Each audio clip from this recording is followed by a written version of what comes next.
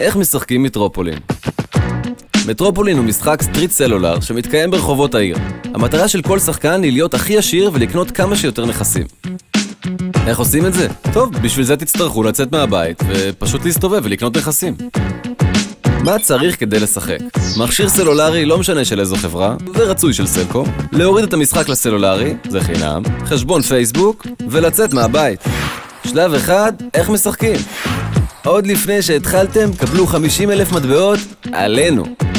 כל מה שנשאר לכם עכשיו הוא להסתכל סביבכם טוב טוב ולחפש נכס ששווה לקנות אותו. טיפ, כדאי שתבחרו נכס שמגיעים אליו הרבה אנשים. ככה תוכלו להרוויח עליו יותר. מצאתם נכס? תקנו מהר.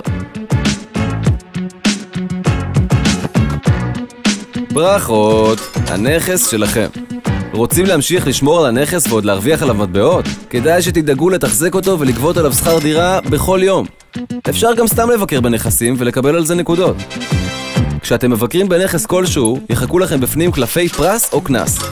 לפעמים גם תקבלו הטבות אמיתיות בנכסים בהם ביקרתם. הידעתם?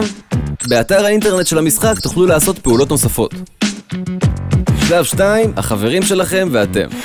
כשתיכנסו לנכס כלשהו, יש סיכוי, קלוש אמנם, שתסונדלו. אאוץ'. אם החברים שלכם חברים אמיתיים, הם יעזרו לכם לצאת מהסינדול. כדאי להציץ מדי פעם באתר ולראות איפה החברים שלכם נמצאים מולכם במשחק, כדי שהם לא יסנדלו איתכם בעצמם. טיפ, בכל יום הבונוס היומי יוכפל במספר החברים שלכם במשחק.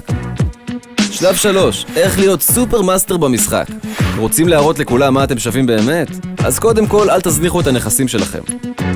זה אולי יישמע לכם מוזר, אבל ככל שתשדרגו את הנכסים, הם יהיו שווים יותר, ואתם תקבלו יותר שכר דירה. רוצים להתקדם עוד שלבים? תקנו ותמכרו נכסים, תצברו מטבעות, ותבצעו ביקורים בנכסים יותר שווים שבהם מקבלים יותר נקודות.